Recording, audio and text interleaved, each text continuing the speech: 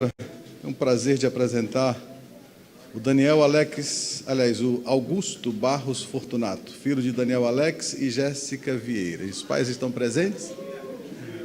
Está ali, glória a Deus. Augusto Barros Fortunato. Aleluias. Vem cá, pastora.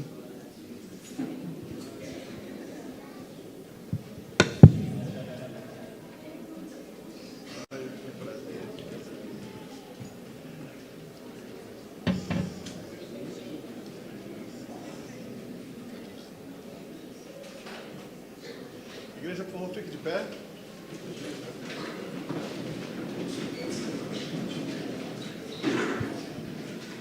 Pai, é com muita alegria, é com muito prazer que nesse momento eu tenho em minhas mãos o Augusto Barros Fortunato. E eu sei, Senhor, que o Senhor tem um alvo para esta criança. E o Senhor entregou ao Daniel e à Jéssica esta vida e também à tua igreja, para que possamos cuidar desta vida, ensinando esta criança nos caminhos em que ela deve andar. E como um dia Jesus foi apresentado no templo, e assim apresentado a Ti, nesse momento nós também apresentamos o Augusto diante de Ti, para que o Senhor quebre maldições hereditárias e ele possa crescer em estatura, graça, sabedoria e misericórdia diante de Ti. Prepara esta criança, Senhor, para a obra que o Senhor tem chamado, e que seja um profeta Teu, e que seja um instrumento nas Tuas mãos, que seja, Pai Santo, usado para a edificação da Tua igreja, que seja, Pai Santo, usado, Senhor, para os fundamentos tão importantes do alicerce em Cristo Jesus, da Tua igreja dos últimos dias. Por isso é com muita propriedade, é com muita alegria, com muito prazer e com muita unção que eu apresento o Augusto Barros Fortunato diante de Ti e diante da Tua igreja, em nome de Jesus. Amém. E graças a Deus.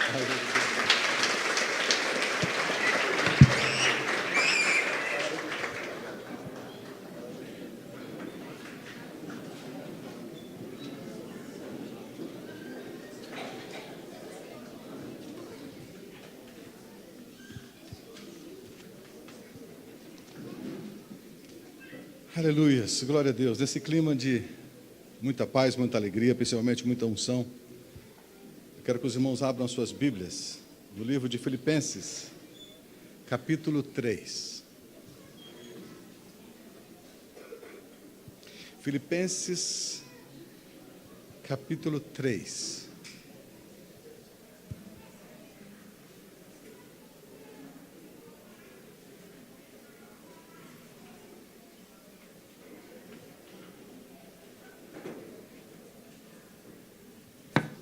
Filipenses capítulo 3, nós vamos ler a partir do versículo 7.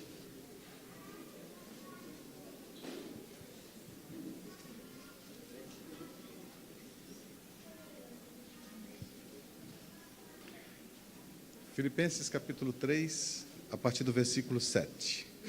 Diz assim a palavra do Senhor. Alguma misericórdia aí não, né? Filipenses 3,7 diz assim: mas o que para mim era lucro, isto considerei perda por causa de Cristo. Sim, deveras, considero tudo como perda por causa da sublimidade do conhecimento de Cristo Jesus, meu Senhor, por amor do qual perdi todas as coisas e as considero como refúgio para ganhar a Cristo e ser achado nele, não tendo justiça própria que procede da lei, senão aquela que é mediante a fé em Cristo, a justiça que procede de Deus, baseada na fé, para o conhecer e o poder da sua ressurreição e a comunhão dos seus sofrimentos, conformando-me com ele na sua morte, para, de algum modo, alcançar a ressurreição dentre os mortos. Feche mais uma vez os seus olhos, curve sua fronte. Pai, nós estamos diante de Ti nesse momento, totalmente sujeitos a Ti, e carecemos da unção que traz o entendimento, Senhor, o conhecimento e principalmente a intimidade, porque sem essas coisas não conheceremos a tua mente, não conheceremos a tua vontade, não conheceremos o teu recado para nós nesta manhã. E é justamente em temor e em tremor que estamos diante de ti, totalmente sujeitos a ti, para que o Senhor fale profundamente, tremendamente aos nossos corações. Carecemos, Senhor, dessa palavra viva, carecemos dessa palavra eficaz. Carecemos, Senhor, desta palavra que penetra os nossos corações, penetra profundamente como uma espada de dois gumes, Senhor, para atingir, Senhor, aquilo que tem que ser atingido. Por isso, nesse momento, nós sujeitamos a nossa vida, sujeitamos esse ambiente, sujeitamos esta própria palavra, sujeitamos tudo debaixo dos teus pés, diante de ti, para que a tua vontade prevaleça aqui nesse lugar e saiamos daqui conhecedores da tua vontade e, acima de tudo, alimentados com o teu Espírito Santo. Nós estamos totalmente dependentes de ti, em nome de Jesus. Amém. E graças a Deus. Aleluia.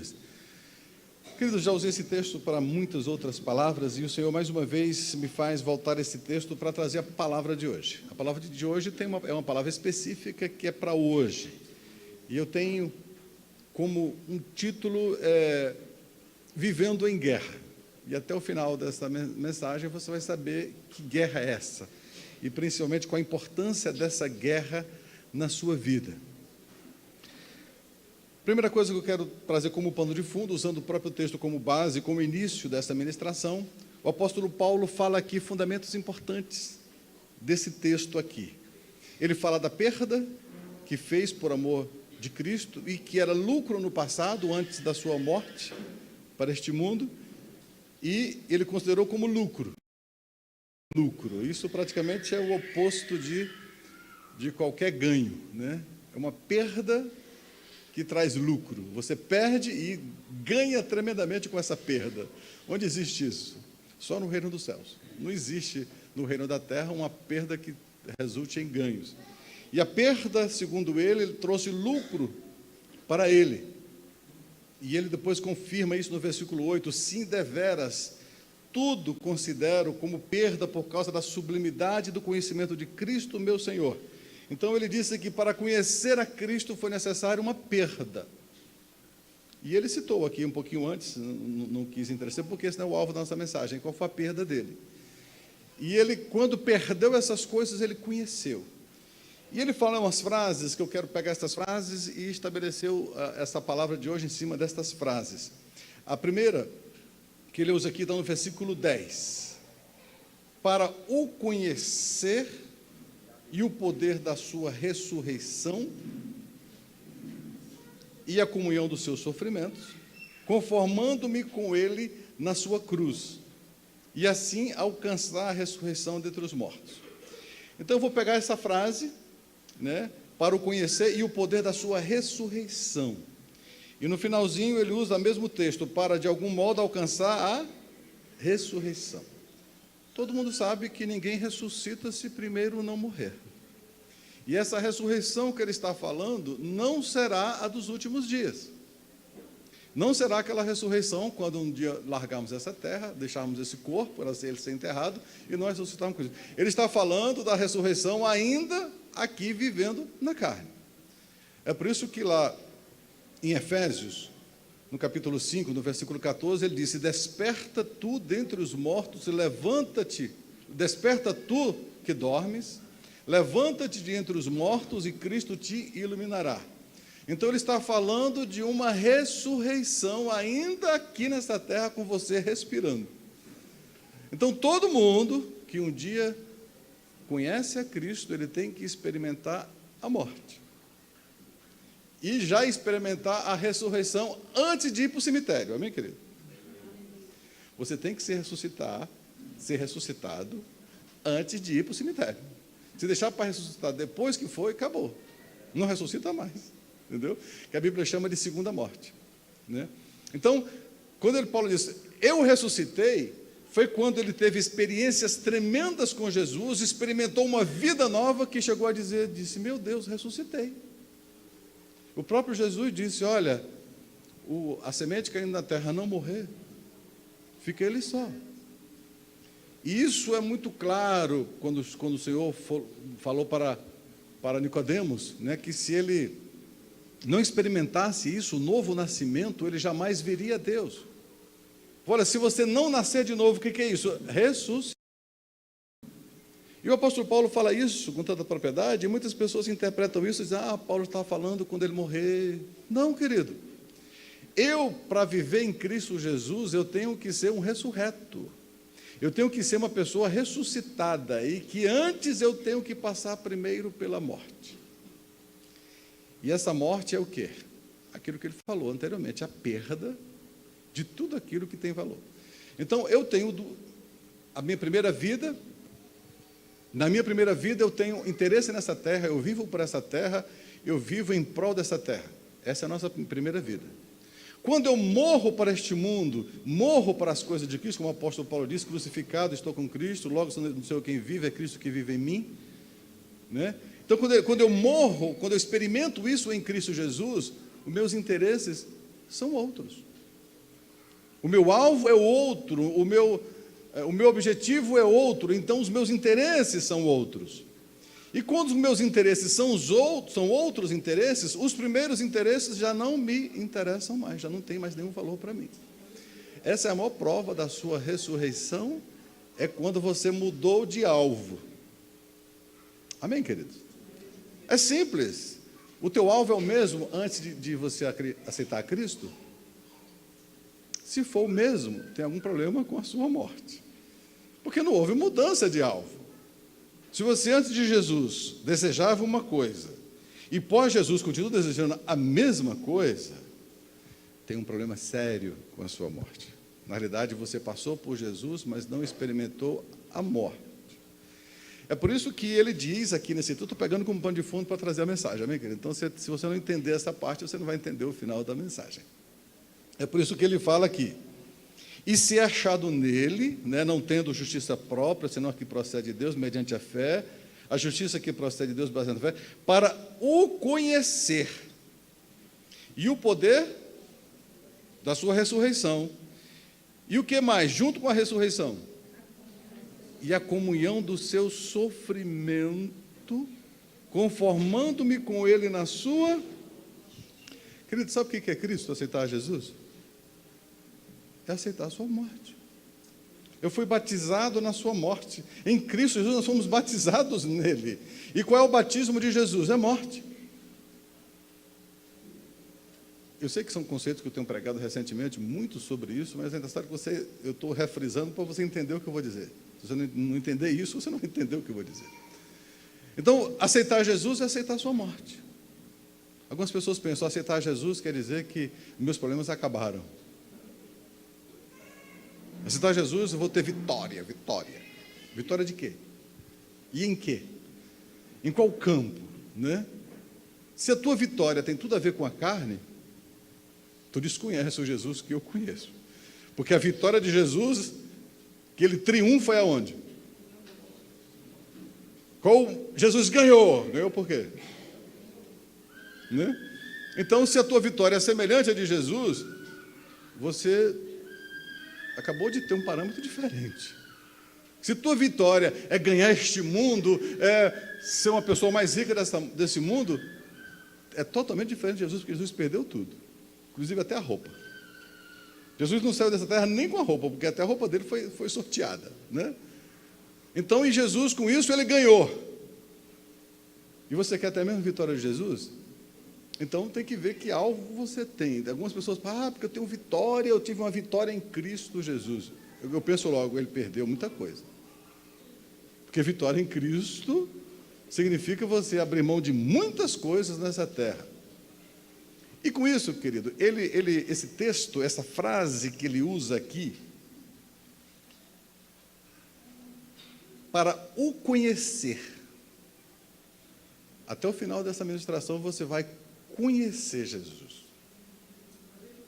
É por isso que ele fala para o conhecer e o poder da sua ressurreição, ainda respirando, ainda comendo arroz e feijão, amém?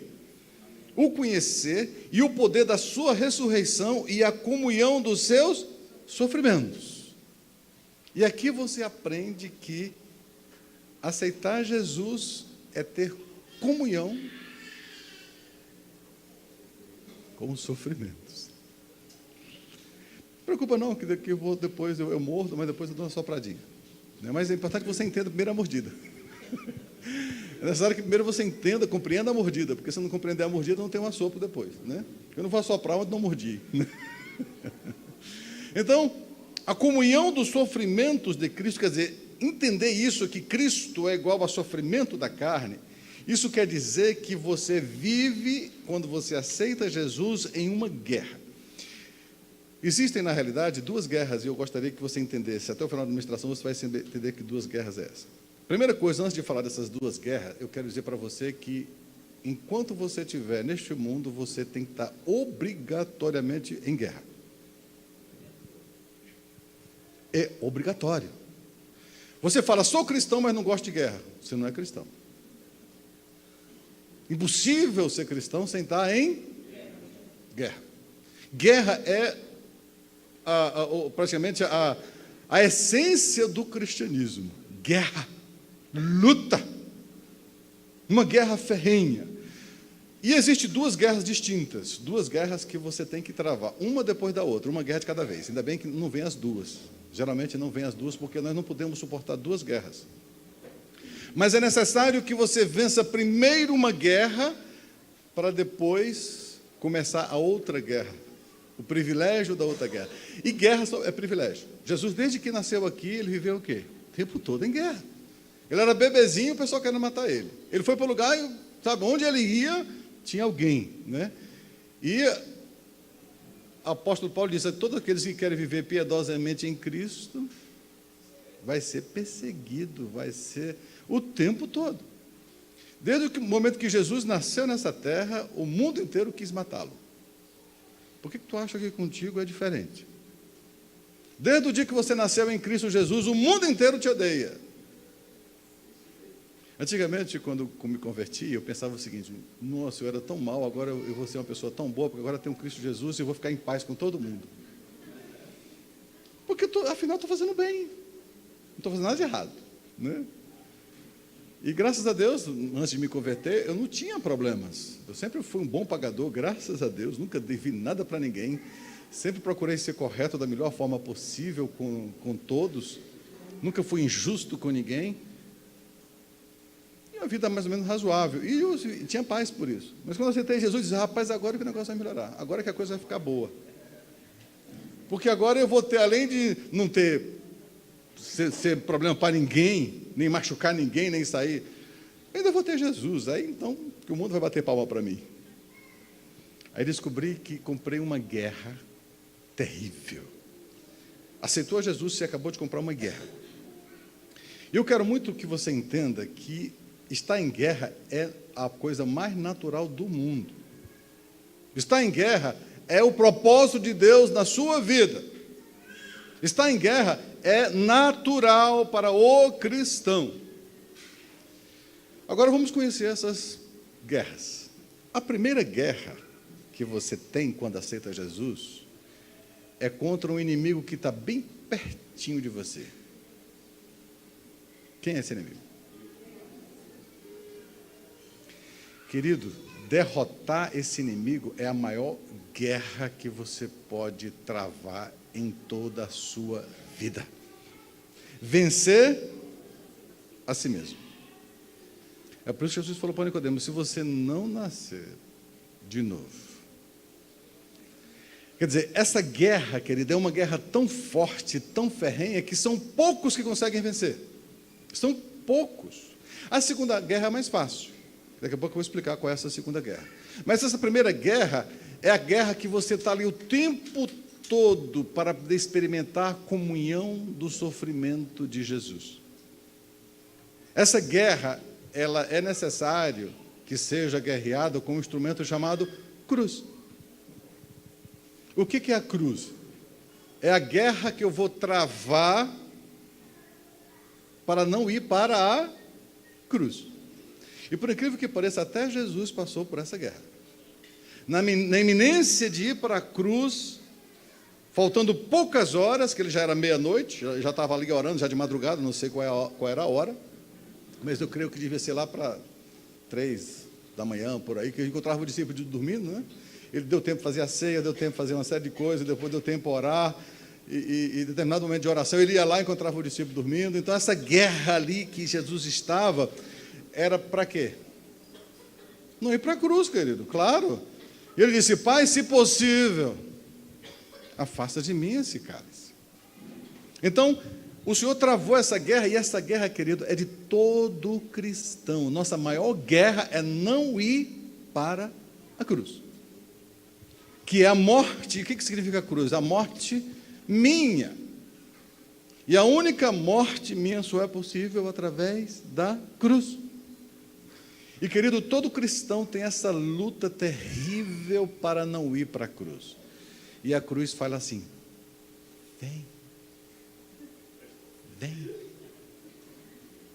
Aí tu fala: eu quero Jesus, mas não quero a cruz. Ai, como seria fácil aceitar Jesus sem cruz. Oh, dia maravilhoso que seria Deus dizer: vocês vão aceitar meu filho e estou hoje retirando a cruz de vocês. Querido, seria um cristão tão feliz, tão em paz comigo mesmo. Mas quando vem Jesus e vem também a sua cruz, eu disse: Senhor, eu quero a tua paz, eu quero a tua alegria, eu quero o teu poder, eu quero a tua bondade, mas não quero a tua cruz. E essa guerra, querida, às vezes você passa a vida inteira lutando contra a cruz, mas nunca aceita que a cruz te derrote. Jesus uma vez disse, Mateus capítulo 10, se não me engano, disse: olha, se você quiser ganhar a sua vida, você vai perder. Mas se você perder, você vai ganhar. É o contrário deste mundo. Sabe, esse mundo você vem aqui para ganhar, para ganhar, para ganhar. E a igreja do Senhor Jesus, nesses últimos tempos, está contaminada com a falsa vitória. Eu poderia até trazer o título dessa mensagem como a falsa vitória. Qual é a falsa vitória? É quando você ganha alguma coisa a nível terreno. Querido, as vitórias terrenas são tão meio óbvias,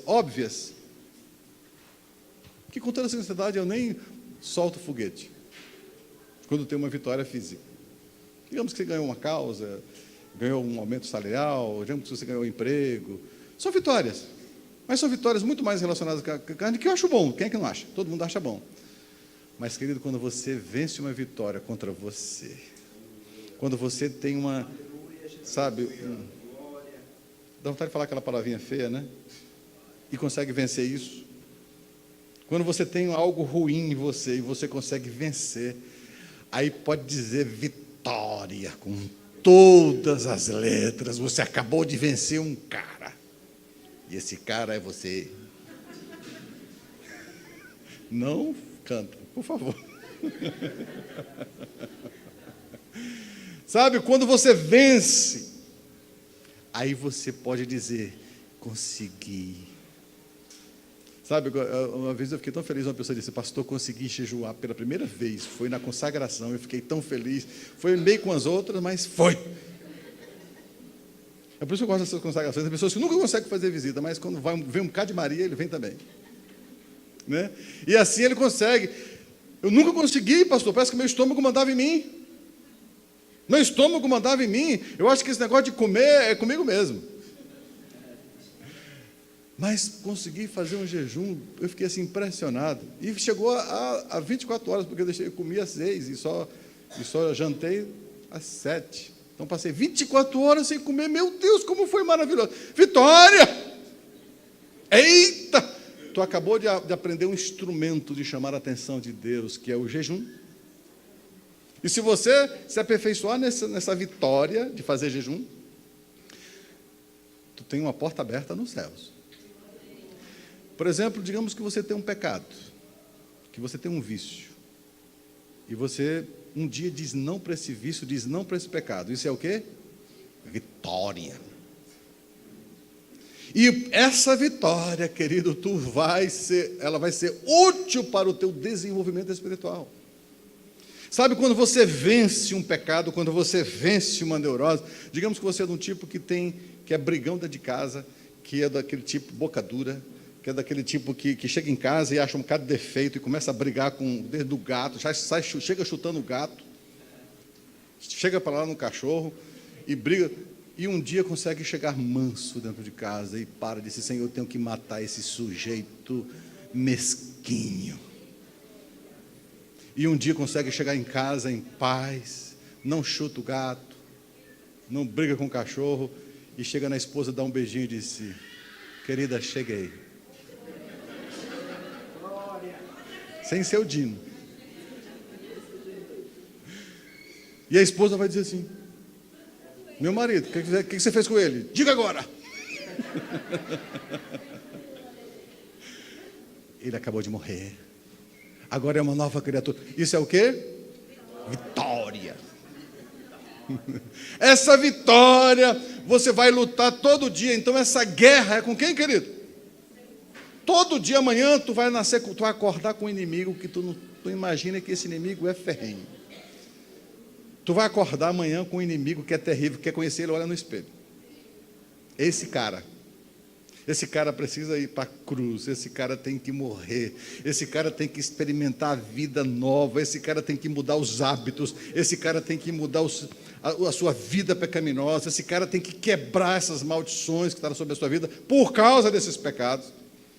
Então, querido, quando a pessoa aceita Jesus, ele compra uma guerra, e você nunca vai ficar em paz consigo mesmo. Porque todo dia você vai ter que mudar alguma coisa, você vai ter que morder a língua. Sabe quando alguém, sabe aquele tipo que a pessoa tinha como honra? Eu não levo o desaforo para casa. Pois se aceitou a Jesus, vai aprender. Vai ter que aprender. Porque Jesus foi como ovelha para Ele é teu mestre. Ele é o teu Senhor. E diante dos seus tosqueadores, sabe, e tem pessoas, interessante, que é tão mundanas, que acha isso um elogio. Eu não sou do tipo que levo vitória para casa. Falou comigo, dou o troco. Ainda dou uma groja a mais, além do troco. Então você tem isso. Eu sou uma pessoa muito sincera. O que vem, eu falo mesmo. Sabe como é que chama isso?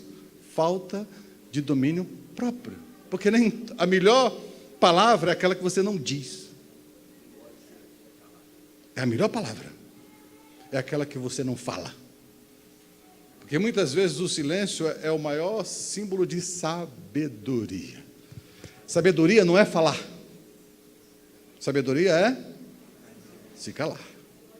Sabe, quando eu vejo uma pessoa diante de um apelo carnal e se cala, se eu tiver chapéu, está aí um homem que tem domínio próprio. Lá em Provérbio diz que você pode ganhar uma cidade, é moleza. Se tiver uma cidade, guerrear, mas você dominar a sua língua. Provérbio diz que ganhar uma cidade é fácil. Sitiar uma cidade, destruir uma cidade todinha, é fácil. Mas dominar a língua só para quem é campeão, só para quem é general, só para quem é respeitado por Deus. Então, por exemplo, se você é do tipo boca dura que fala o que vem na telha, que você é sincero, eu sou sincero, eu tenho que dizer, eu digo logo, eu digo na lata, digo na cara. E acha isso, você pode achar para outro mundano igual você, mas para cristão isso é falta de domínio próprio, porque nem toda palavra deve ser dita, e a melhor palavra que você diz é aquela que você não fala, que você se cala. Saber se calar é coisa só para nascido de novo, é só para quem tem Cristo no seu coração, para quem vive em compromisso e para quem tem uma vida alinhada com Jesus, porque ele é ovelha muda. Então, querido, todo dia você tem uma guerra com você mesmo. Quando você consegue vencer, o apóstolo Paulo disse, eu tinha guerras interiores e guerras exteriores. O apóstolo Paulo fala isso nas suas cartas. Guerras interiores você tem o tempo todo, levando o seu corpo a Cristo, levando essa comunhão do seu sofrimento. Senhor, como eu quero me igualar contigo em sofrimento. Todo dia tem que ser sua oração assim: Senhor, como eu tenho que me igualar, como eu tenho que me conformar. Porque geralmente essa carne detesta o quê? Sofrimento.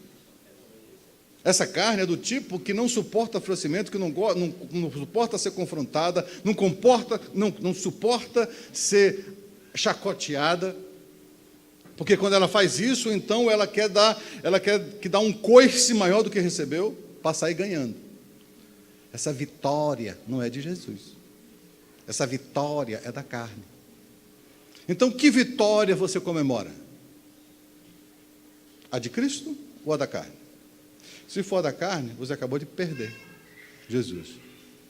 Se a vitória que você sempre considera é um triunfo da carne, você é um perdedor, querido, em Cristo Jesus. Mas se a tua vitória é um triunfo sobre você mesmo, e você, como diz a Bíblia, você aceita com prazer o espólio dos seus bens, querido, imagina só alguém te espoliar. Sabe o que é espoliar?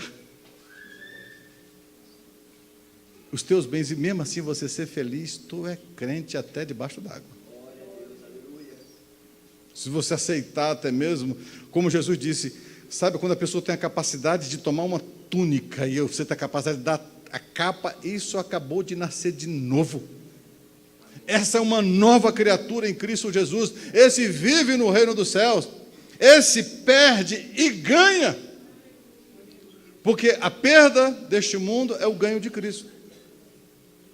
A perda, sabe? Quando você, muitas vezes, sofre. O que é comunhão no sofrimento? Você olha para Jesus e diz: Senhor, eu estou igualzinho a tu. Estou apanhando para caramba. Que é comunhão? O que é isso? Você olha para Jesus e olha para você e não vê qual é a diferença. Perseguição, sabe? Todo mundo querendo jogar uma pedrinha. Todo mundo querendo dar uma alfinetadinha, todo mundo querendo, e você de repente percebe que isso é uma coisa que te faz crescer, que quando eu sou fraco, aí é que eu sou forte.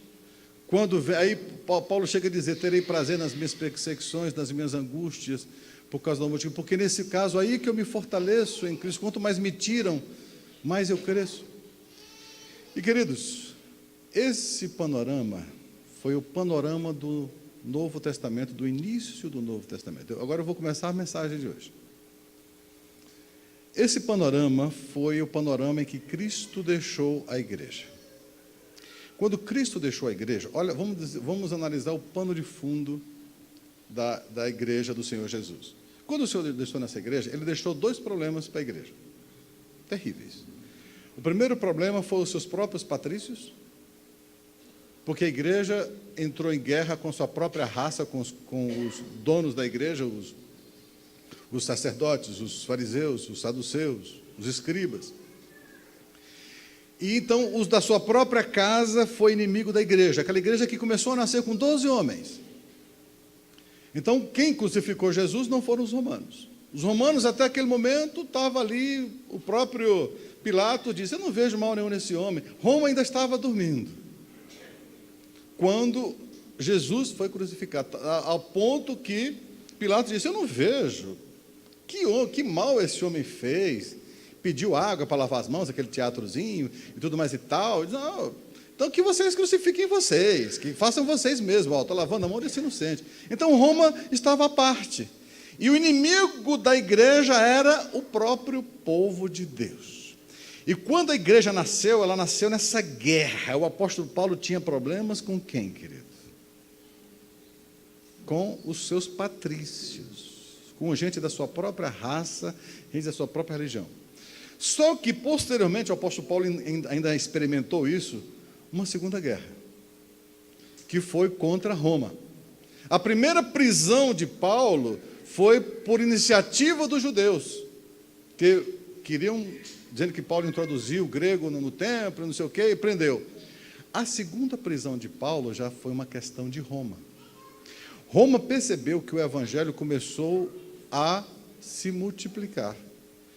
E Nero, um maluco, doido, sabe, botou como lema na sua vida perseguir os cristãos, tocou fogo em Roma e disse que foram os cristãos, e resolveu pegar para esparro os cristãos. E ali então houve uma perseguição muito grande. O apóstolo Paulo, então, a sua segunda prisão e a sua morte já foi por mão de Roma. Então, se não bastasse a perseguição da sua própria nação, agora a igreja tinha dois inimigos fortíssimos. Querido, se você ler a história do cristianismo, você fica impressionado como esse povo sofreu quando Roma se leva. Porque o problema dos patrícios, dos judeus daquela época, é que eles não podiam matar. Se eles queriam matar, eles tinham que pedir autorização para Roma. E Roma tinha liberdade de matar. Então, o que cristão serviu de ração para leão, sabe, acabou o problema de comida de leão, porque tinha cristão para dar, sabe, e houve atrocidades, sabe, eles eram pendurados em cruzes na rua, e de noite tocavam fogo em cristão vivo para iluminar a rua. Pessoas eram queimadas, pessoas eram destroçadas, despedaçadas, isso de uma forma pública. Então, ser cristão naquela época era a coisa mais difícil do mundo. Era a coisa mais difícil do mundo, você dizer, sou cristão. Se você fala, sou cristão, você acabava de colocar a sua cabeça com sentença de morte. Então, se não bastasse a perseguição interna, agora tinha a perseguição externa. Aí, com isso, eles conseguiram acabar com o cristianismo. Não. Essa é a segunda guerra. É a guerra que você trava com o mundo. É a guerra que você trava por ser cristão. Aí você vai comprar guerra como cristão naquela época, com Roma, com o país dominante, e foram perseguidos, foram despedaçados, todos os apóstolos foram isso. Mas por que eles conseguiram vencer Roma e conseguiram vencer os patrícios judeus? Porque haviam primeiro vencido a sua guerra interior. Ninguém consegue vencer a guerra externa sem primeiro vencer a guerra interna. Aquelas pessoas amavam tanto a Jesus, que não tinham mais amor a si mesmo, a não ser por Cristo. Sabe, as pessoas amavam tanto a Jesus, que morrer para Jesus era uma honra. E uma das maiores conversões que existia naquela época era na hora do sacrifício. As pessoas que assistiam, que eram chamados para aqueles espetáculos, e viam aqueles cristãos morrendo com prazer, morrendo com alegria, eles se convertiam, e aquela multidão que foi assistir o espetáculo, voltava cristão. Oh, que pregação abençoada, já pensou? Quem quer salvar 1000 pessoas? As pessoas iam para assistir os espetáculos, e viam aquelas pessoas olhando para aquela morte, e desejando aquela morte, e vendo que aquilo era uma honra para Jesus, aquele ato dele convertia as pessoas. Se você quiser ler o livro A História do Cristianismo, querido, se você pegar esse livro e fizer assim, ó, sai sangue. É atrocidades absurdas. Queimar vivo era a coisa mais simples, porque você morre logo por causa da inalação da fumaça, você morre logo. Mas tanto tipo de morte que inventaram para os cristãos, e as pessoas morriam e Deus não livrava. Todos os apóstolos foram mortos de uma forma, eles foram mártires. Com exceção de João, que morreu com mais de 100 anos. Mas mesmo assim, segundo a história cristã, chegou a ser jogado em azeite quente. Azeite quente, o pessoal fala azeite quente era quente mesmo, querido. Era azeite com fogo embaixo e joga dele dentro. Com exceção de João, todos, sem exceção, foram mártires de Cristo, foram mortos. Sabe, se você lê a morte de cada um deles, tem uma que me chama a atenção. Irmão de Pedro, André. Né? André, ele pregava em uma das cidades, Eu esqueci o nome da cidade. Mas ele estava pregando lá e, de repente, o cônsul, um dos governadores daquela cidade, ficou tão incomodado porque a cidade inteira estava se convertendo. E ele chegou diante de André e disse: olha, André, se você não se calar imediatamente, se você não parar imediatamente de pregar esse Jesus, eu vou te crucificar na cruz dele. Aí André olhou para ele e disse: se eu tivesse medo da cruz, eu estaria pregando a cruz? Quem prega a cruz, querido, não pode ter medo da cruz. Se você prega Jesus, você prega a cruz. Como é que você prega uma coisa que você tem medo? Aí André disse: acaso eu pregaria a cruz tendo medo da cruz? E ele disse: se você não se calar, você vai para ela. Ele disse: pois me mande para ela. E o governador, então, imediatamente pediu que ele prendesse e fosse levado para um monte e lá fosse crucificado. E aconteceu um fato interessante, eu vou até ler, eu me lembro que eu até anotei. Olha o que André disse, eu anotei numa folhazinha à parte, que isso me chamou a atenção. Quando André estava subindo, e de repente ele olhou de longe e viu a cruz sendo montada. Isso é fato verídico, isso está na história do cristianismo. Ele viu a cruz sendo montada lá em cima, e quando de longe ele viu aquela cruz, olha a frase dele.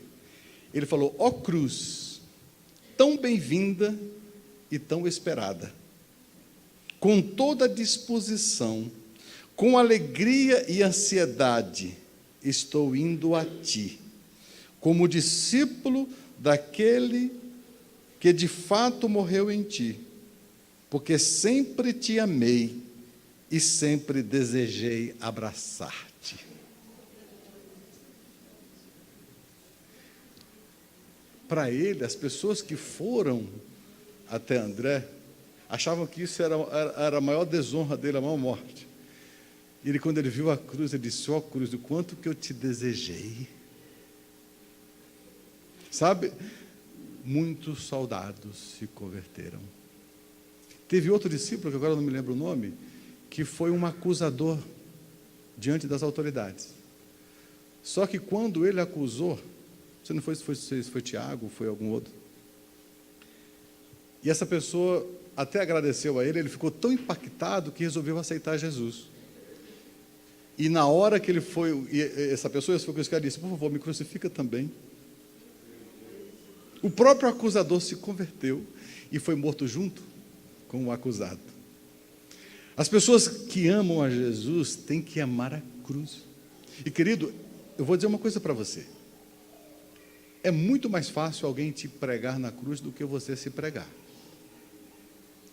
A morte, essa luta com você é tão séria que quando você vence, você nunca mais vai ter medo da morte. Nunca mais.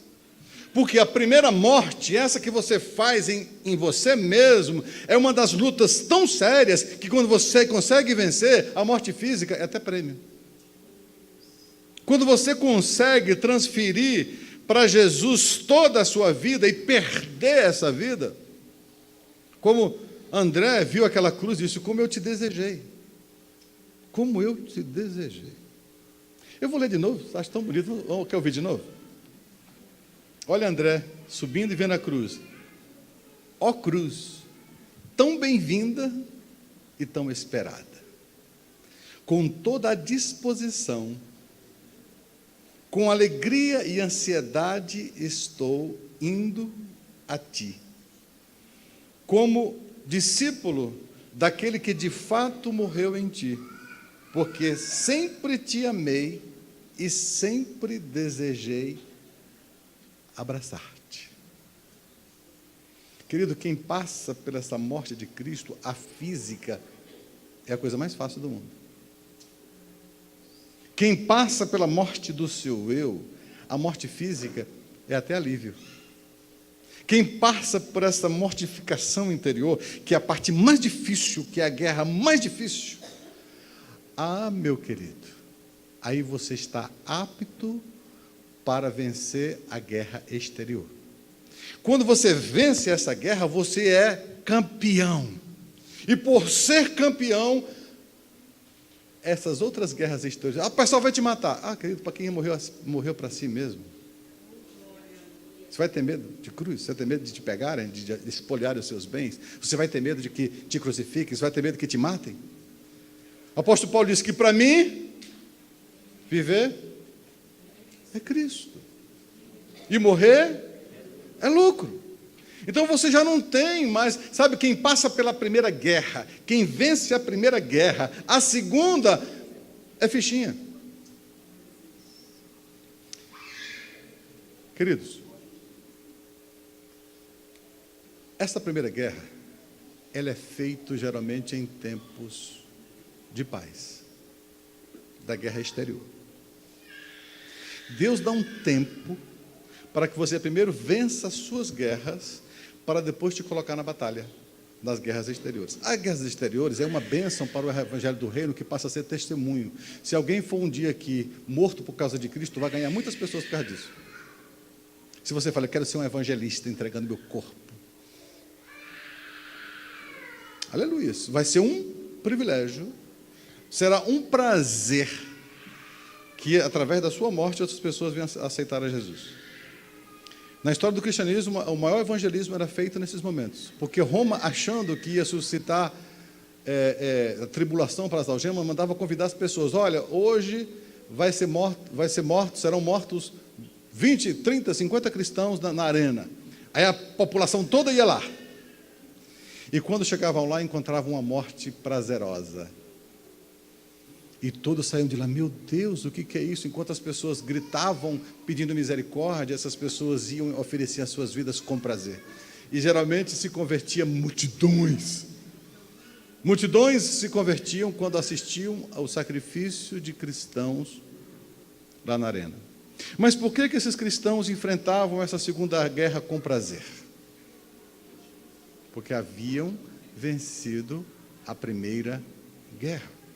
A guerra com você mesmo, a guerra com seus próprios interesses, a guerra contra a cruz. E com isso, Roma ficou sem saber. Querido, Roma venceu todas as nações, conseguiu derrotar todos os impérios, mas não conseguiu derrotar a igreja. Porque quanto mais ele perseguia essa igreja, mais essa igreja se explodia. E depois, em 300 e pouco, subiu um imperador romano e disse, não, vamos ter que fazer pazes com ele. Roma não conseguiu destruir a igreja. A única forma que ela encontrou foi fazer uma aliança. E o imperador, entre aspas, Constantino, se converteu. Aí ele começou a vencer a igreja. Olha que estratégia de Satanás. Sabe como Satanás já descobriu há muito tempo que quanto mais te persegue, quanto mais você é cristão, ele é capaz de te dar boa vida agora para ver se consegue te derrotar. E muitas vezes, como é que a Roma, entre aspas, começou a derrotar a igreja? No dia que parou de perseguir? Sabe, a igreja, sabe quantos séculos ela passou em guerra com Roma? Só 3. Sabe o que é passar 300 anos em guerra? A igreja guerreou contra Roma durante 300 anos. E em 300 anos, Roma não conseguiu destruir a igreja. Não conseguiu. E quanto mais ela perseguia, quanto mais ela matava, quanto mais ela crucificava e despedaçava pessoas ao público, mais pessoas se convertiam. E Roma ficava assim, meu Deus, como é que eu faço? Eu quero acabar, e quando eu mato um, nasce 20. Eu mato um, nasce 100. E Roma não sabia, ela lutou contra a igreja durante 300 anos, até que fez uma aliança com ela. Constantino subiu ao poder. Todo mundo sabe da história, não vou entrar aqui em detalhes. E lá ele se converteu. E então a igreja ficou em paz com Roma. Aí sim, o mal começou a entrar na igreja. Aí o misticismo entrou, sabe, o paganismo entrou, e tudo aquilo que não presta entrou no cristianismo. O cristianismo começou a ser vencido, porque Roma fez. E não existe aliança entre trevas e luz, não existe aliança. No dia que o diabo chega para você e diz, olha, cansei de tentar te vencer, vamos fazer as pazes? A partir de hoje eu não te atento mais. Se o diabo te propor isso, não aceite. Tu não me atenta, mas eu vou te atentar, capeta. Tu sai daqui agora em nome de Jesus e está amarrado. Se o diabo um dia quiser chegar para você e dizer, olha, eu já tentei, já te persegui, já te toquei, não dou conta não, vamos fazer paz, a partir de hoje eu não te atento mais. Pois eu te atento. E já para começar já está amarrado, em nome de Jesus. É assim que se conversa com o diabo. Você nunca tem paz com as trevas. Nunca você vai ter paz com você mesmo. Todo dia, morro todos os dias. Você tem uma tarefa amanhã. Qual é a tarefa? Quem tem coragem de dizer? Você tem uma tarefa amanhã. Guerrear contra você mesmo. Luta contra os teus desejos, contra você, contra tudo que você representa. E se parece alguém querendo te machucar, diz, oh, beleza, ajuda. Oi, tu está querendo, você está se chicoteando. Isso não é físico não, tá? A guerra é espiritual, tá? Mas vamos dizer assim, você está querendo se chicotear, é tão sem graça, aí alguém diz, deixa eu de chicote, oh, maravilha, dá um chicote. Fica mais fácil, não fica? Então, sabe quando o mundo inteiro, e só Deus está por você? O apóstolo Paulo disse, se Deus é por mim, quem será contra mim? Quando o apóstolo Paulo disse, para mim viver é Cristo e morrer é lucro, ele havia compreendido que ele havia vencido essa guerra contra ele mesmo, e o que para ele era ganho passou a ser perda, o que para ele era perda passou a ser ganho. Querido, quando você começa a compreender, você começa a saber o que é vitória. E com isso você desclassifica muitas igrejas hoje que acham que vitória é... Eu sempre pergunto, em que campo? Ah, eu tive uma vitória. Que vitória? Deus me deu o apartamento que eu sempre queria. Até o ímpio se alegra com isso. Qualquer pessoa, quem que não fica alegre quando ganha alguma coisa? E essa vitória, Deus dá para todo mundo. Todo mundo. Tem pessoas que não conhecem nem Deus e ganham apartamento do mesmo jeito. Que nunca nem viu Deus. E são abençoados. E às vezes são até mais abençoados. Tem ímpio que ganha muito mais. Às vezes é interessante, eu já andando na rua, aí tem aquelas plaquinhas, presente de Deus. Mas só é carro 1.0 a maioria. Eu falei, meu Deus, que Deusinho pobre, rapaz. Aí eu vejo aqueles carrão, sabe, que custa 200 mil e não vejo escrito presente de Deus. Eu só vejo o carro em 1.000, é palio, não sei o que, presente de Deus. Eu falei, rapaz, mas ô Deusinho meio murrinha. Só é pobre, sabe, que... e recebe o paliozinho e bota lá escrito presente de Deus. Eu faço questão de olhar, olha o presente de Deus e olha a marca. A maioria é 1.0. A maioria dos presentes de Deus, entendeu? Ô querido, se é presente de Deus, Deus é o dono do ouro e da prata, deixa de murriagem, Deus. Dá logo aí, vou dar um carro bom aí, né? Um Porsche, né? Um Range Rover. Que custa de 200 mil para lá. Aí pode botar. Você está honrando quem é dono. Se ele vai dar, e ele tem o melhor, Deus não tem o melhor? Ele não tem o melhor de Deus ainda está por vir, então está vindo um Range Rover. Aí bota o palhozinho de presente de Deus. Fala, rapaz, eu falei assim, mas Deus tem um amor para carro 1.0. Sabe que eu fico impressionado. Eu vejo os carros, presente de Deus. Rapaz. Vitória. Hoje você vai saber o que é vitória. Você vai chegar, pastor, vitória. Calei essa boca dura que eu tenho. Vitória. Parei essa língua fofoqueira. Calei. Vitória. Pastor, vitória. consegui jejuar 24 horas. Vitória! Consegui passar 3 horas, joelho no chão e clamando a Deus por mim e pela sua obra. Vitória!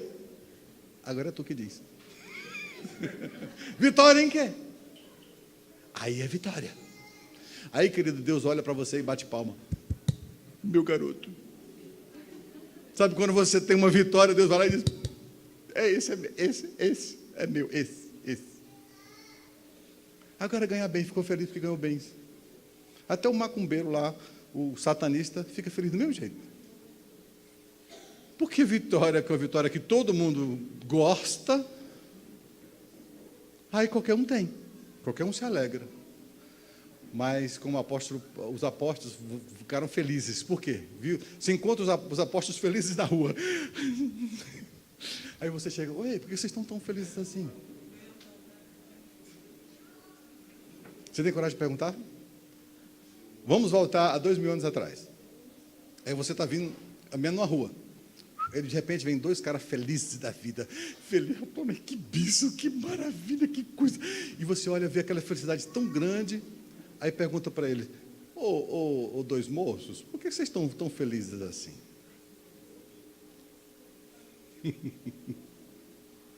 Vocês ganharam na loteria? Vocês acabaram de ganhar um carro zero? Vocês passaram no concurso? Por que vocês estão felizes? Quem tem coragem de perguntar isso para esses 2 homens? Acabamos de levar uma peia por causa de Jesus. Ó. Rapaz, isso é, como é que é? Isso é medalha. Isso é troféu. Apanhei, que maravilha. E olha, por causa de Jesus. Deus diz: olha, quando vos injuriarem, quando vos perseguirem, se alegre. Quando disserem todo mal contra você, se alegre. Querido, quem tem coragem de ouvir o evangelho verdadeiro? Com toda sinceridade. Diz a palavra de Deus que no final dos tempos, esse tipo de evangelho vai dar o quê? Não. Esse pastor está doido. Eu prefiro o outro que me diz que eu vou ganhar. Lógico que você prefere ouvir uma coisa que a carne diz. Mas, querido, a verdade é que nós estamos vivendo hoje. Agora preste atenção que é o alvo da mensagem. Alvo da mensagem de hoje. Nós estamos em um período de se vencer a primeira guerra. Porque ainda não temos a guerra exterior. Mas está vindo aí a guerra exterior. Já começou. Já começou. Se vocês não perceberam, apareceu uma noticiazinha esses últimos dias, lá bem sutil: o STF aprova, eleva a condição de racismo à homofobia. O que é homofobia? Por exemplo, se eu estou aqui, aí chega 2 pessoas do mesmo sexo e diz: pastor, eu quero que você fizesse meu casamento. Aí eu digo: não posso casar 2 homens. O que eu sou? 3 aninhos para mim, moleza. 3 a 4 anos, que seria mais ou menos aproximadamente. Querido, o mundo, isso lógico, isso é o começo do começo do começo. Vai haver perseguição na igreja. A nossa igreja começou sob 2 inimigos: os patrícios e Roma. E deram as suas vidas. Eu vou dizer uma coisa: você está pronto para essa segunda guerra? Quem aqui está pronto para ter os seus bens espoliados, ter a sua vida praticamente escorraçada, você ser lançado para ser ração de leão, ser laçado como espetáculo? Quem está aqui está pronto para isso? Se você tivesse vencido a primeira guerra, você é apto. Se não, tão pouco você vai para a segunda guerra. Ninguém começa uma segunda guerra sem ter primeiro vencido a primeira guerra. É chegado o tempo em você vencer a primeira guerra, porque a primeira guerra se faz em tempo de paz. Deus não pode te colocar em 2 guerras ao mesmo tempo. Os apóstolos Passaram 3 anos sendo preparados por Jesus, o Evangelho de uma forma sobrenatural. Aquelas pessoas entraram com poder, morriam com prazer. Tem uma história que eu acho interessante, que um general desses romanos encontrou uma família cristã. Esse fato também é verídico. E chegou para o pai de família e disse: olha, ou tu nega a Jesus, ou eu vou enterrar a tua família todinha aqui nesse buraco. Aí o pai ficou assim em dúvida e ele botou a família toda no buraco. Ele tinha aquela escadinha, o pai, a mãe, o mais novinho, que tinha 12, 13 anos, aí ele tinha o outro e tinha um menorzinho. 3 filhos. E o general romano mais uma vez perguntou, pegou uma pá e disse: ou tu nega a Jesus, eu vou te enterrar vivo, você e tua família. E ali ele começou a enterrar. E quando o pai viu o mais novo chorando, disse: pai, por favor. Pai, por favor. E ele começou, sabe, a ficar se meio titubeando. A esposa disse: fica tranquilo, bem, hoje jantaremos com Jesus. A mulher segurou no braço dele. O homem sentiu, porque ele perguntava para o homem, né? Disse: olha, você, diga. Ele quase, quando ele viu o filho dele chorando, e aquela situação, sabe, difícil, sem saber o que fazer, sentindo responsável pela sua família, olha o apoio da mulher, olha que mulher abençoada. Segurou no braço do marido e disse: bem, fica tranquilo, hoje jantaremos com Jesus. E o romano, quando viu aquilo, apressou, acelerou, aí começou a terra começou a pegar dos mais novos, começou a morrer os filhos. Ele teve que assistir a família dele toda a morrer primeiro, porque ele era o mais alto de estatura. E tal. Aí a mulher, sim, aí nessa hora que ela falou isso, hoje jantaremos com Jesus, ela começou a cantar um hino. Eu não sei qual é o hino, tem até o hino, mas eu não sei qual é, não me lembro mais. E começou a cantar o hino, e eles começaram a cantar. Até o mais novinho sabia de qual e começou a cantar, a família dele cantando, e o general, não suportando aquela música, começou a pedir para os soldados: acelere, acelere, acelere, acelere. E eles começaram a enterrar rápido para ver se calavam aquela música, né, aquele louvor, e começaram a enterrar rápido, enterrando, e foi do mais novinho, e foi enterrando, chegando até que chegar ele. Enquanto ele tinha voz, ele cantava no meio da terra. Toda aquela guarnição se converteu a Jesus. A guarnição inteira, a começar do comandante, entregaram as suas vidas a Jesus. Querido, esse é o Evangelho da cruz. Esse é o verdadeiro Jesus. Esse é o verdadeiro Evangelho. E o Espírito Santo de Deus te trouxe aqui para te dizer que tem uma guerra em andamento. E que você não suportará a segunda guerra se você não passar pela primeira guerra. Você não será regimentado por Deus se você primeiro não vencer a primeira guerra. E o convite do Espírito Santo hoje é: vença a guerra enquanto você tem. Nós vamos ter um período de paz. Eu creio que a igreja vai ter um período de paz. Curtinho, mas vai ter. Essa é a época de você vencer a primeira guerra. Porque quando vier perseguição... Querido, aconteceu no passado. Você acha que nós somos mais bonitos que a igreja dos primórdios? O que você acha que está vindo por aí? Eu creio que a igreja não vai passar pela grande tribulação, mas vai passar pelo princípio das dores. Porque essa igreja, para refinar, como é que se refina ouro, querido? Compre ouro refinado pelo fogo, e vestes brancas para te vestires. Quem falou isso? Qual a igreja? Laodiceia.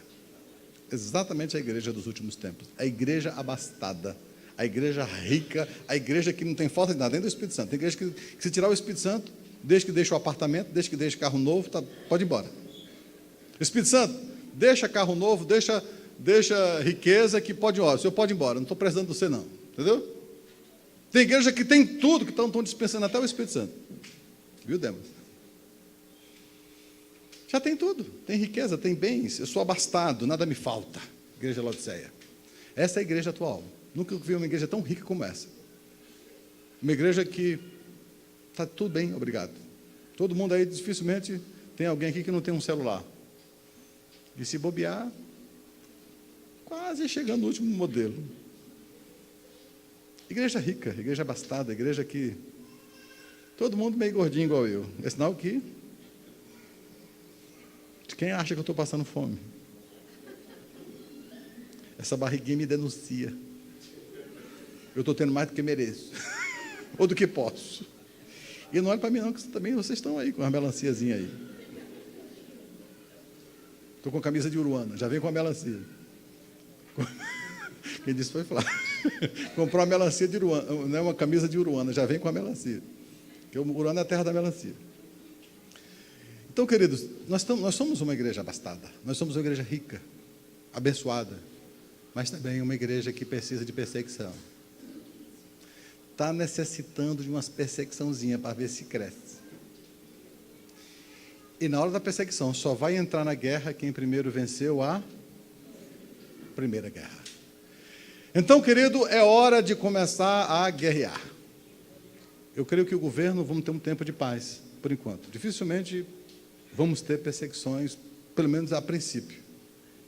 Isso é tempo de você, sabe, vencer a primeira guerra. Lute contra você mesmo. Comece uma guerra hoje mesmo contra você. Lute, vá para o altar do Senhor. E começa a amar a cruz. Ame a cruz. Ela é um instrumento de vida nova. A cruz é um instrumento de vida em Cristo Jesus.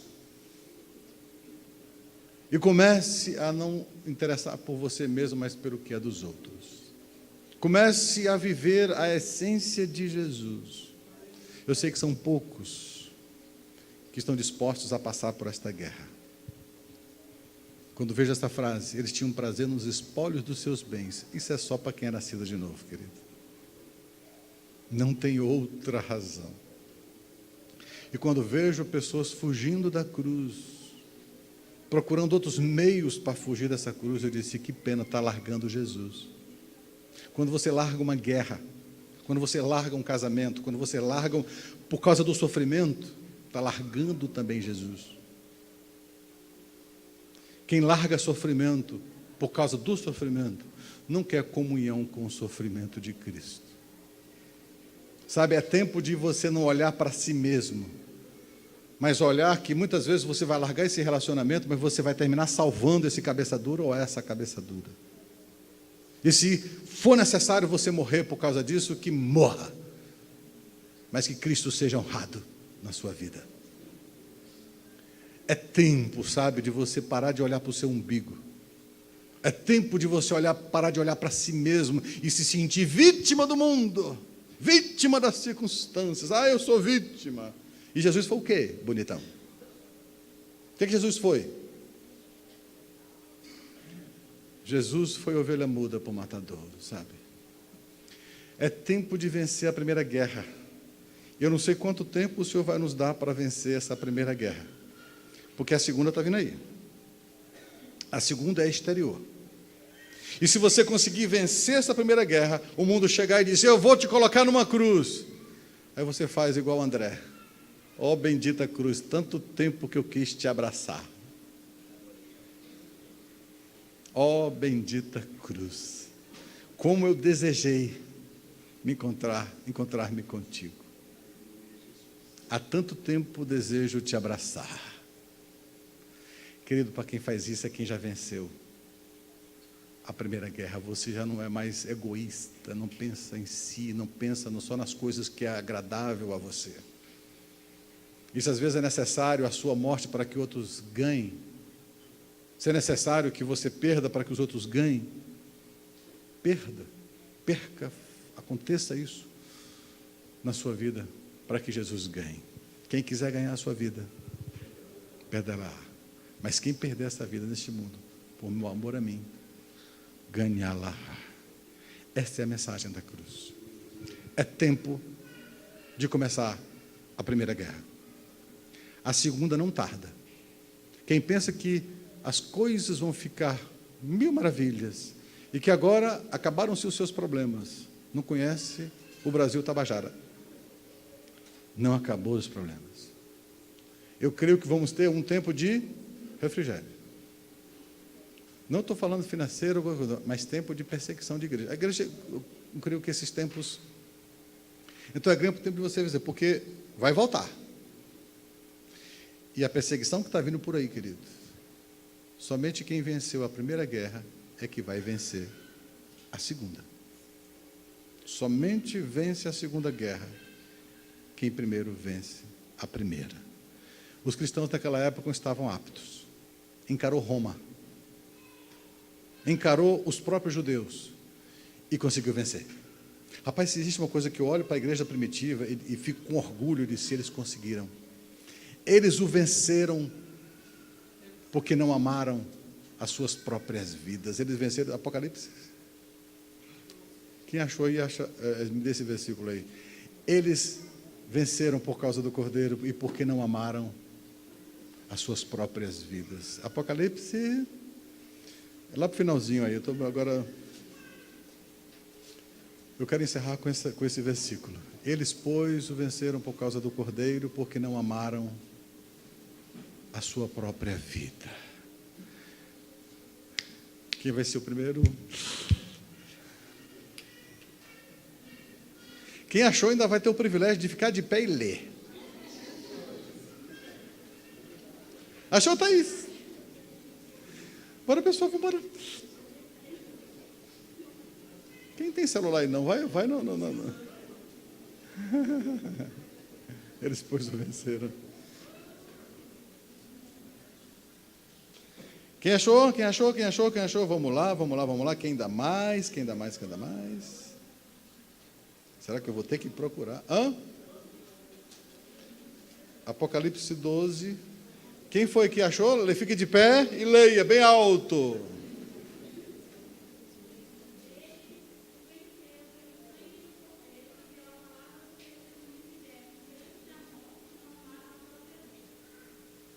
Entenderam por que eles venceram?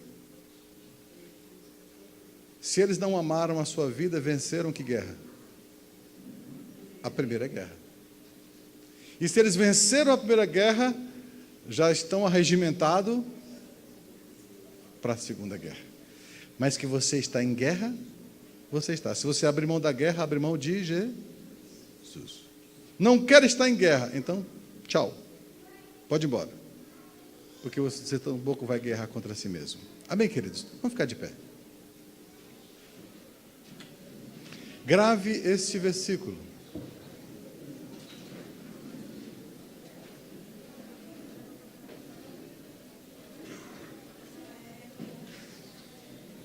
Apocalipse 12, 11. Eles, pois, o venceram por causa do sangue do Cordeiro e por causa da palavra do testemunho que deram. E mesmo em face da morte, não amaram a própria vida. Por isso festejais, ó céus, e vós os que neles habitais. Ai da terra e do mar, porque o diabo desceu até vós, cheio de grande cólera, sabendo que pouco tempo lhe resta. Fecha aí os teus olhos. Fecha os teus olhos.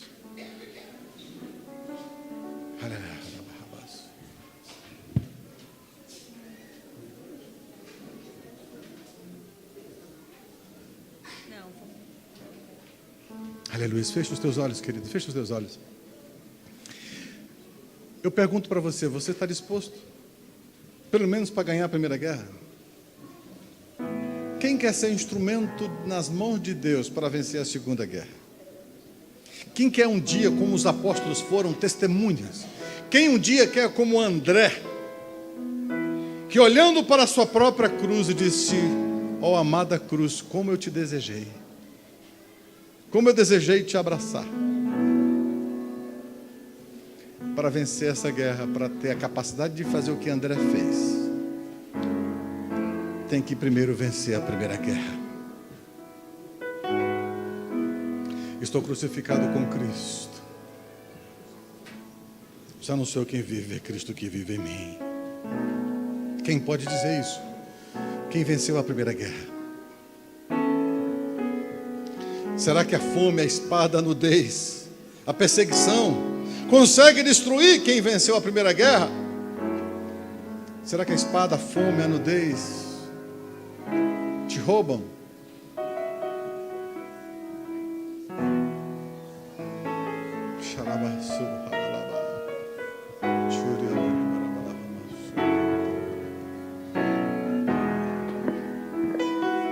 Se você sabe esse cântico, cante com sinceridade, com alegria e com convicção.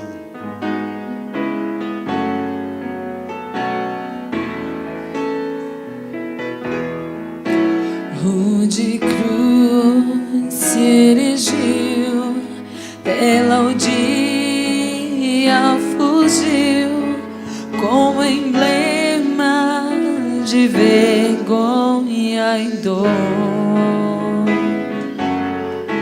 Mas contemplo essa cruz, porque nela Jesus deu a vida por mim, pecador. Se eu amo a mensagem da cruz, até morrer eu a vou proclamar. Levarei eu também minha cruz, até por uma coroa trocar. Desde a glória dos céus, o Cordeiro de Deus ao Calvário humilhante baixou. Essa cruz tem pra mim atrativo sem fim, porque nela Jesus me salvou. Se eu amo a mensagem da cruz, até morrer eu a vou proclamar. Levarei eu também minha cruz, até por uma coroa trocar. Nesta cruz padeceu e por mim já morreu meu Jesus para dar-me perdão. Eu me alegro na cruz, dela vem graça e luz para minha santificação.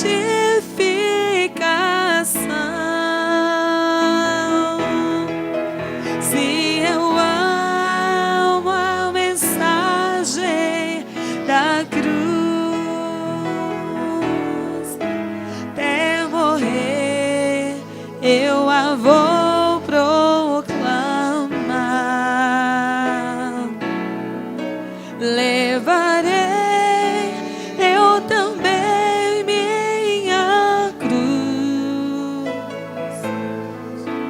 até por uma coroa trocar. Eu aqui com Jesus, a vergonha da cruz quero sempre levar e sofrer. Cristo vem me buscar e com Ele no lar uma parte da glória hei de ter. Se eu amo a mensagem da cruz,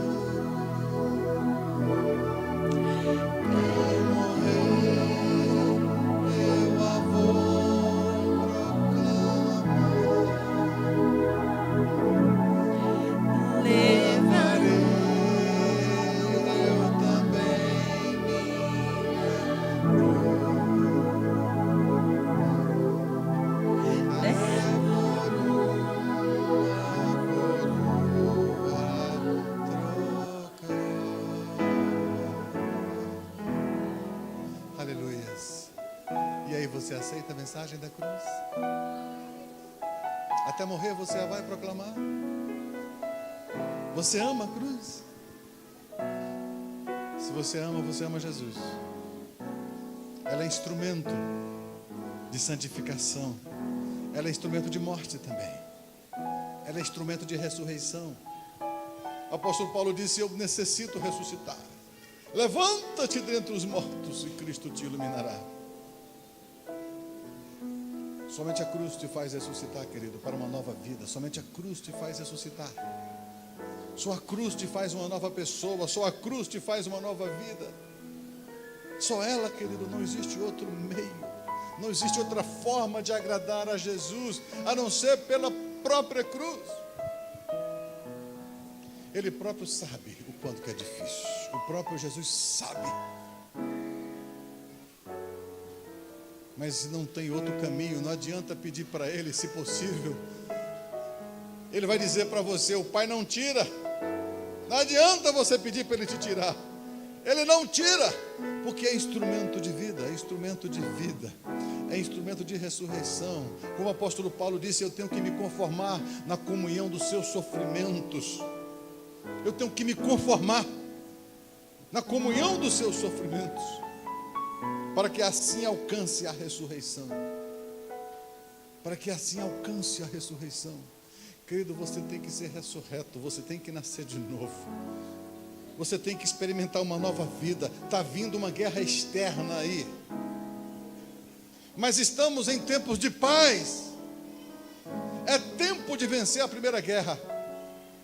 É tempo de vencer a guerra contra você mesmo. Se você não vencer a primeira guerra, tampouco você vencerá a segunda. E se você tiver coragem, olha para Jesus agora e diz: Senhor, pode me alistar nessa segunda guerra, porque essa eu vou ganhar. Essa eu estou ganhando. Senhor, eu quero ser um instrumento nas tuas mãos. Eu quero ser o santo dos últimos dias. Eu quero, Senhor, um dia te honrar, até mesmo com a minha própria vida. Será que você tem como honrar Jesus com sua própria vida? Será que você tem coragem de, como André, olhar para a cruz e dizer: bendita cruz, como eu te desejei, como eu te desejei, como eu desejei te abraçar, como eu desejei abraçar-te. Somente quem venceu a primeira guerra pode dizer assim: querida cruz, agora eu posso te abraçar. Onde morreu o meu Salvador? Onde foi o meu Senhor? E Jesus disse: o servo não é maior do que o seu Senhor. O servo não é maior do que o seu Senhor. Se fizeram isso comigo no lenho verde, imagina no lenho seco. Jesus sabia. Mas essa é a forma de amá-lo. Essa é a forma de perder. Essa é a forma do perde-ganha. Essa é a fórmula do Evangelho. Esse é o Evangelho verdadeiro, que o mundo tem coceira no ouvido para não suportar. Como o apóstolo Paulo disse, no final dos tempos teriam coceira no ouvido para não suportar a sã doutrina. Esta que você recebeu hoje é a sã doutrina. É a doutrina da cruz. Sim, eu amo a mensagem da cruz. Até morrer eu a vou proclamar. Até morrer eu a vou proclamar.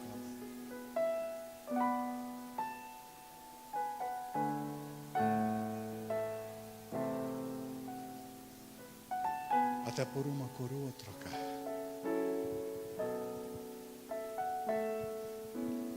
Aleluia. Sim, eu amo. Diga bem baixinho. Só para Jesus escutar. Diga para você mesmo. Eu a vou proclamar. Levarei.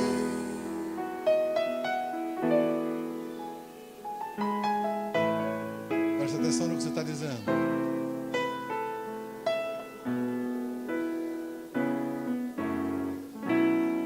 não entenderam, cante de novo. Sim, eu amo.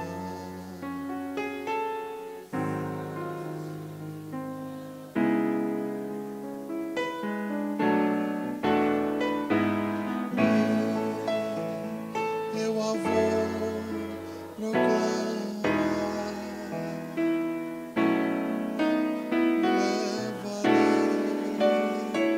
Eu também na cruz.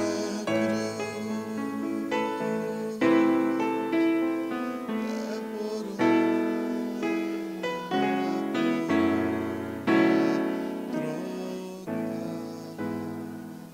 Obrigado pela tua palavra, Jesus. Ela não volta vazia. Eu sei que o mundo hoje tem coceira de ouvir palavras como essa, mas é a única que me aproxima de ti. É a única que me faz olhar para Jesus e diz: meu Senhor, meu Deus. Meu Senhor, meu Deus. Jesus, eu te amo tanto que amo a cruz por causa de ti. O Senhor me faz amar a cruz, porque sem ela eu não há ressurreição. Sem ela não há vida nova. Sem ela não há novo nascimento. Sem ela não há vida nova. Eu seria apenas escravo de mim mesmo. Mas com muita alegria, como André fez, eu olho para ti e digo: ó amada cruz, como te desejei. Como desejei te abraçar. Como te desejei te abraçar. E obrigado, Senhor, por a presença tão gostosa aqui, por testificar no coração de tantas pessoas aqui essa mensagem tão urgente, para que se vença a primeira guerra, para poder ser apto para a segunda que está vindo aí, e assim ter a capacidade de honrar a Jesus quando a segunda guerra começar.